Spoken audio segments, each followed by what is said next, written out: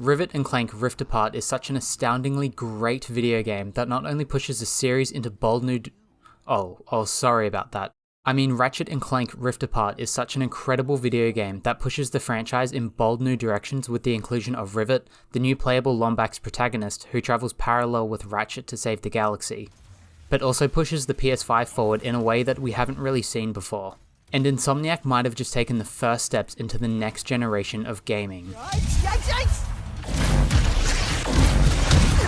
Wow. Rift Apart is the third quote-unquote next-gen game from Sony, but I'd like to argue that this is the first game to finally usher in the next generation of gaming.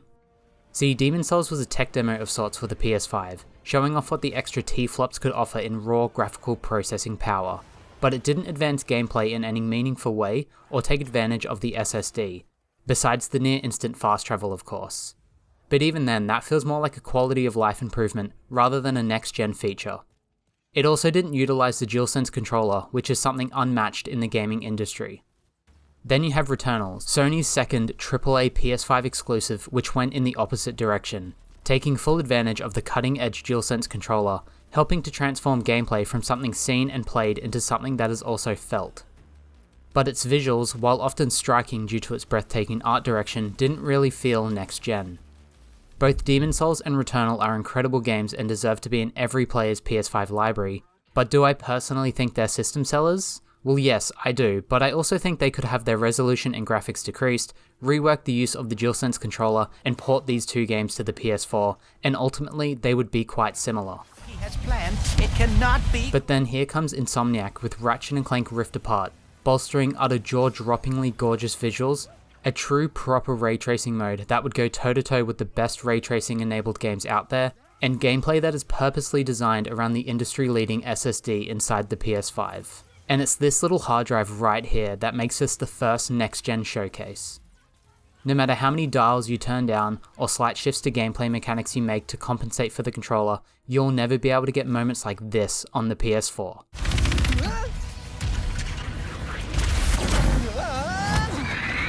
Well, it is certainly not good. Great!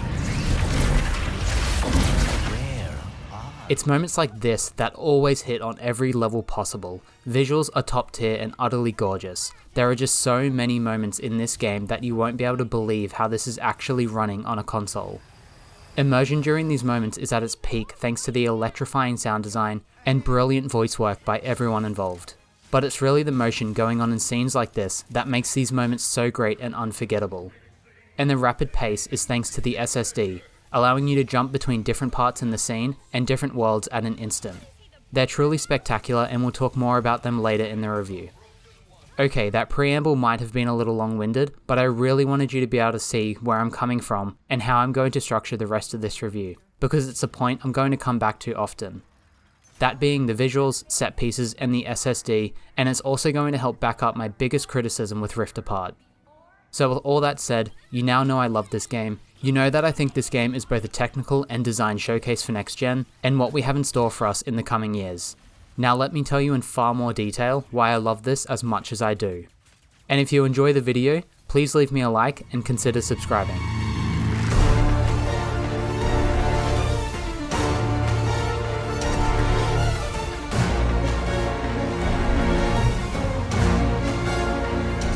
Before we talk about the story, let's get the spoiler warning out of the way. I won't be showing any gameplay in the second half of the game, and I won't be spoiling any story details outside of the first couple of hours. Ratchet and Clank Rift Apart takes place after the PS3 Future series of games, I think at least. It doesn't really make it explicitly obvious, but I'm gonna go with that. While Ratchet and his best pal and partner in crime Clank are just hanging out and minding their own business, longtime arch-nemesis and evil mastermind Dr. Nefarious comes in and crashes the parade being thrown in the duo's honor. During the citywide tiff, he somehow gets hold of the Dimensionator, but things don't go exactly to plan. With the Dimensionator damaged, the dimensions begin to weaken and start colliding with each other, causing dimensional rifts to open up. Our titular duo and Nefarious accidentally fall into one of these rifts, transporting them into a new dimension and separating them from one another. This is where the lovable show stealer Rivet comes in. She's currently working for the Resistance to overthrow the tyrannical Emperor Nefarious, the equivalent of Dr. Nefarious but in this new dimension. Rivet finds Clank and they team up to try and stop both Emperor and Dr. Nefarious from destroying the multi-dimensions. Ratchet's job in this story is to chase after Rivet so he can reunite with Clank and they can all help save the dimensions together. Okay, now that the plot vomit is done, let's talk about the characters, most notably being Rivet. My thesis for this section of the review is that I kind of wish this was just the Rivet and Clank show, because even with Ratchet being here, he really gets overshadowed by the inclusion of Rivet.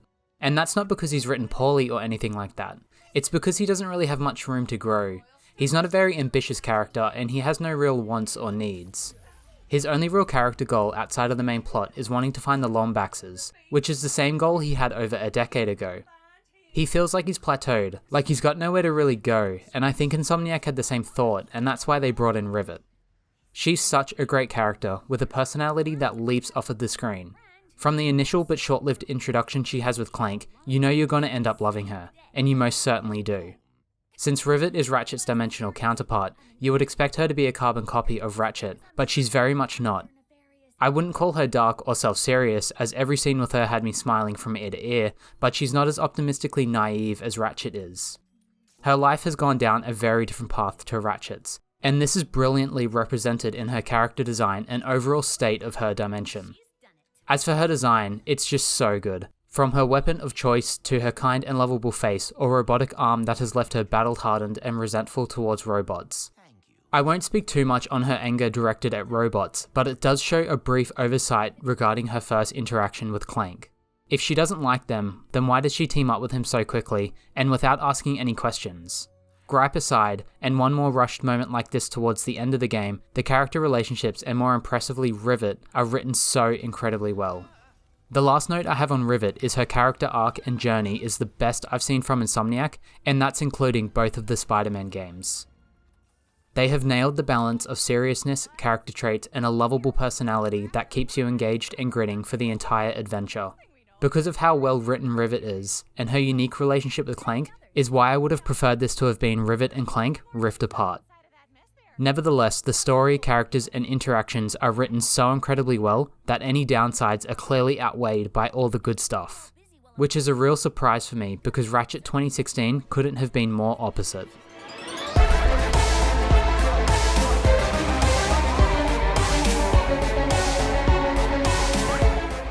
If you've played any of the other Ratchet games before, then the structure of Rift Apart will be familiar to you. Ratchet or Rivet will land on a planet. You'll begin to explore the surrounding areas, shoot some bad guys, traverse the environment to meet up with a character or two, have a story beat that typically leads into a big set piece, which causes you to solve that planet's problem. You'll then go back to your ship, select a new planet and peace out of there. Rinse and repeat that structure for 10 to 15 hours and you have the Rift Apart campaign. Planets are up first, and they're some of the best this franchise has ever seen. There are 9 in total, and they all offer a sort of different mini-campaign experience within each of them. One planet will be extremely linear in fashion, carting you from one scripted shootout to the next, where another could have a mix of open-ended areas to explore, scripted shootouts, and set pieces. There's one that flirts with an open-world structure, giving you a barren landscape to explore with multiple different objectives scattered around the planet. You have the infamous Blizzard Prime that has you jumping between the present, obliterated remains, and the past lively industrial planet. So you can see that I boiled the structure down to a couple sentences earlier, but when you put this into practice, there's a lot of originality and variation in these planets. It is important to note that you don't get to choose who to play as. Each planet is hard-coded to be experienced with Rivet or Ratchet, which is completely fine as this is a linear game.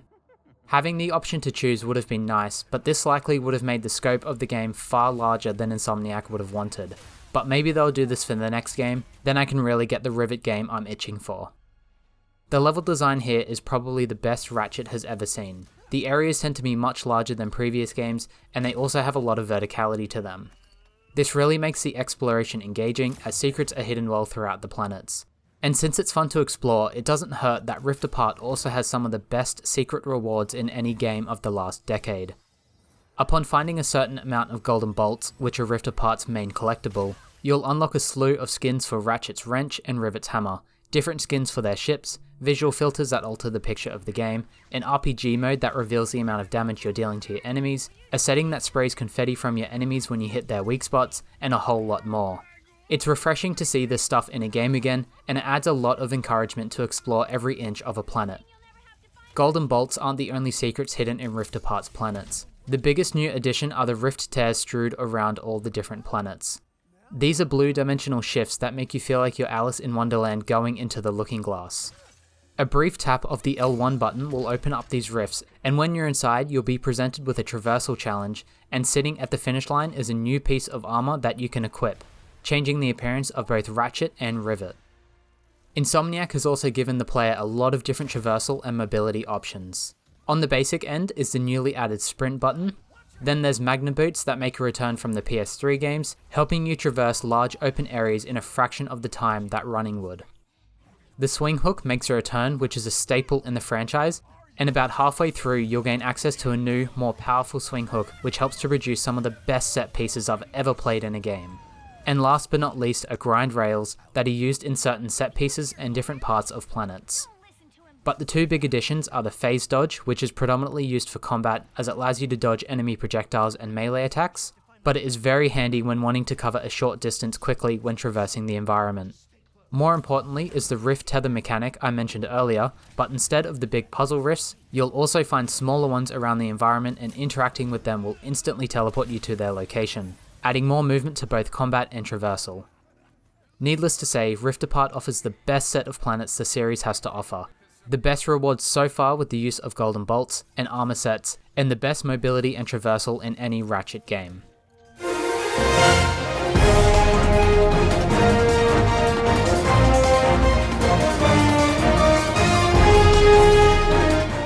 Rift Apart is more than a pretty face, as I've already mentioned, but it doesn't hurt that this is the best looking game I've ever played. There are so many moments that you're just awestruck by the visuals. Like every other game with a city in it really needs to step up because Rift Apart has set the bar oh so high. Let's go through all the technicals, and first up are the graphical options. Rift Apart offers 3 modes. Fidelity, which runs at 4K with ray tracing and offers the best visuals possible, but the frame rate is locked to 30.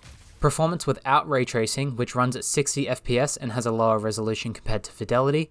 And lastly is Performance RT, which has ray tracing and runs at 60 FPS, but lowers the resolution even more. Performance RT was my go-to mode, as this is a fast-paced action game, so you really want 60 FPS, and there's a large number of environments that have been built for ray tracing, so you really don't want to pass that up.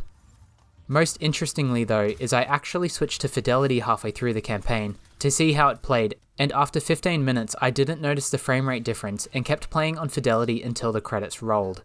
I think this is due to Insomniac's brilliant use of motion blur and animation blending that hides a lot of the clunkiness of 30 FPS. Okay, ray tracing. If I was a graphics person, I feel like I could make a 20-minute video on this alone, but I'm not, so you're stuck with my dodgy analysis. This is fantastic, and easily the best console implementation of RT so far. Within the first hour, you get the best idea of the quality of RT with Dr. Nefarious. The reflection is flipped on his head and the curved glass of the spaceship, as it should be, and you also see different spaceships reflecting in the corner of the frame. This makes the scene feel so much more alive and dynamic than it otherwise would without ray tracing. Character models are the most detailed I've ever seen, with Ratchet and Rivet being the most impressive due to the hundreds of thousands of hair strands on them. If you're fortunate enough to own a 4K OLED TV, you will be constantly blown away by the vibrant colours and the use of lighting. What you are able to see on YouTube does not do this justice. Experiencing this firsthand with the controller in your hands is the only way to properly appreciate these visuals. Besides the shockingly good visuals, Insomniac has finally utilised the PS5's SSD in a way that both complements cutscenes, quality of life, and overall game feel, but also dictates game design, which is what I believe makes the SSD special. The trailers you've seen where a character goes through a rift and gets transported into a new world is exactly how it works, and in many areas it actually looks a lot better. A couple of days before release, I saw a video of Rivet grinding and hitting crystals to change the environment around her, and it got me worried that there would be noticeable stuttering every time something like this happens, but thankfully it doesn't. Rift tears, whether in combat or traversal challenges, happen instantly. Scenes like this during the beginning have such a great flow to them, and the locomotion is never interrupted. I really think other game developers need to learn from what Insomniac has done here. The SSD isn't just for quick load times, it can be used to drive your gameplay forward, which is something that has been impossible until now. There's still more room to grow however, as it isn't perfect yet. Certain rift scenes reveal some pop-in when moving through them too quickly. Considering I got a few glitches in my playthrough, like models clipping through the environment or characters T-posing, I'm not sure if this is a limitation as of now, or a glitch. I did get one more glitch that was really bad. I was fighting a boss around the midway point and died, but when I respawned I was in a different location and unable to move and unable to target the boss. Dying again transported me to a different location. After exiting the game and loading back in, I got put straight back to the same glitched location because of the overly generous checkpoints. Needless to say, I was very worried at this point because I thought my playthrough was bricked, but thankfully the game auto-saved before the boss fight started. So there's a few glitches here, but they'll probably be fixed by the time this video goes live. All I have left to say about the technical aspect is, this is an absolute feat and deserves every praise it has received.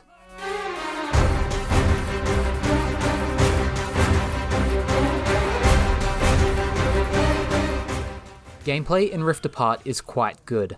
I would even say it's excellent depending on how much experience you have with the Ratchet franchise. If you're a long-time player and have played most if not all of the games, you'll get a lot of enjoyment out of this, as it's more of what you love. But I don't think it'll hit the same as it would compared to a newcomer experiencing this wide range of weapons for the first time, freeform upgrade structure, breakneck mobility, unique gadgets and mini-games. Much of what I talk about in this section will mirror what I had to say in my Ratchet 2016 review, but I hope I have a few new interesting things to say. As previously mentioned, the structure of Rift Apart is the same as previous games, and is the weapon economy. You'll start off with a standard blaster, capable of shooting slow but powerful shots with R2 pressed halfway down. When pressed all the way down, the fire rate will continue increasing until you need to reload. You'll quickly gain access to the Shatter Bomb, allowing you to throw grenades at your enemies. This weapon doesn't have an alternative fire mode, unfortunately. Next up is the Enforcer, which is a shotgun capable of shooting a single or double barrel, depending on how far R2 is pressed down. Each planet will give you access to 1 or 2 new weapons, up to a total of 20. Blasters, grenades and shotguns are the tip of the iceberg, as you'll end up with weapons like a sniper, a minigun, a gun that shoots out blades and ricochets off enemies, a lightning rod that zaps multiple enemies at once, a sprinkler that turns enemies into bushes, a fungi mushroom cloud, mini deployable robots to fight by your side, and so many more. If Doom has the ultimate first-person shooter arsenal, then Rift Apart is the definitive third-person shooter that offers up almost anything that you can think of. Each weapon can be leveled up 5 times in the initial playthrough, getting stronger with each level and opening up more unlockable nodes. At level 5, the weapon will transform and get a massive buff. The blaster transforms from a single shot to a triple barrel weapon firing 3 bullets at a time. New Game Plus opens up the shop even wider and allows you to buy Omega versions of each weapon, buffing them further and unlocking the potential to level them up to level 10. Besides bolts, which are the main form of currency used to purchase weapons and ammunition, you will also find Raritanium in specific boxes and by killing enemies. Raritanium is used to further upgrade your weapons, with stats like more damage, more ammunition, higher fire rate, and so on. But it's these orange chunks that you want to unlock, as they'll provide the best upgrades possible. This system is akin to passive stats in an RPG, but Rift Apart hands out Raritanium often enough that the upgrades never feel underwhelming. It's important to note that Ratchet and Rivet are identical during gameplay and traversal.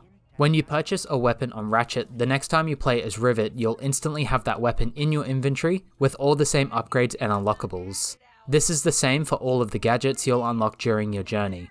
I personally don't mind this because it keeps the pacing alive and never feels like you're losing something you would enjoy when switching characters.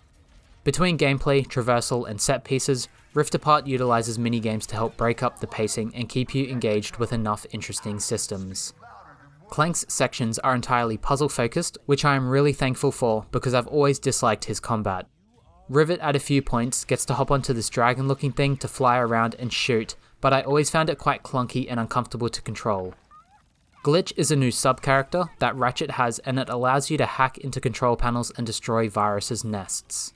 It's a fun distraction on your first playthrough, but on New Game Plus, you'll probably just skip these sections due to the one-dimensional nature of them. And that goes for all the minigames. I really enjoyed the Clank sections, but they don't offer anything interesting on your second playthrough, since the hook is trying to figure out the puzzles.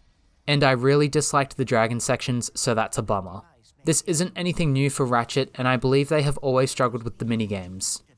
Lastly are the set pieces, and each planet usually offers 2 or 3 big moments that are similar to something you'd get in Uncharted, but supercharged. During these scripted sections is where Rift Apart is at its best. They're the moments where gameplay, visuals, presentation, characters, and everything else comes together to form something so incredibly awesome.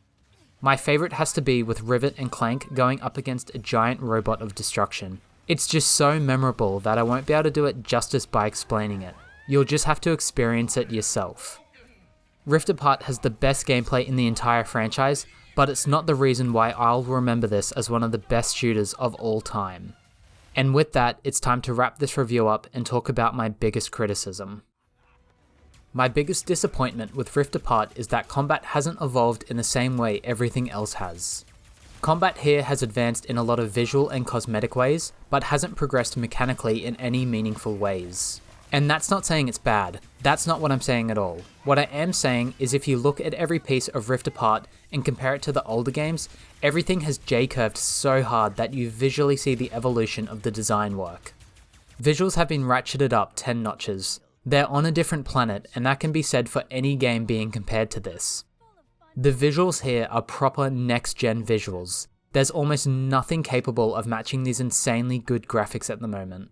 The story is the best we've had in over a decade and comes very close to matching the storytelling of a Pixar film, and this easily overtakes both Spider-Man and Miles Morales in the story department.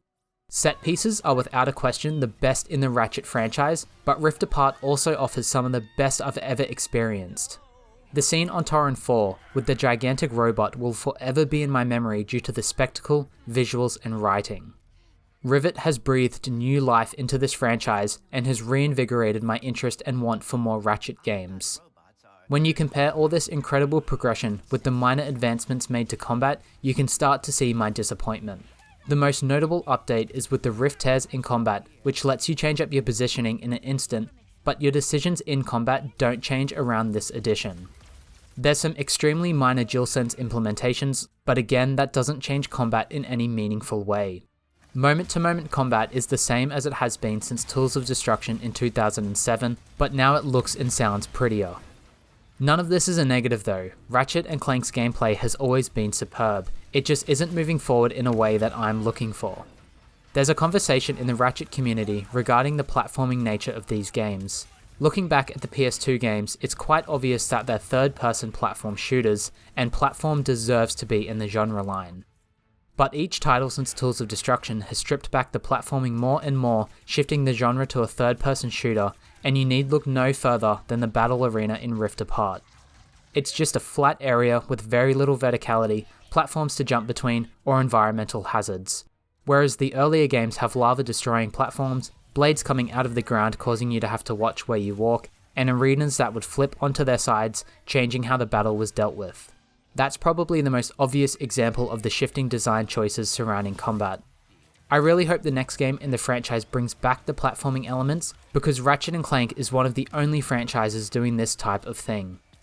I think the best way to phrase all of this is when a game is this good and nails so many areas of its design, the disappointments or shortcomings become more noticeable. With all that said, this truly is a spectacular game, a mind-blowing experience that anyone who is interested in games has to play, and this is unquestionably a PS5 system seller.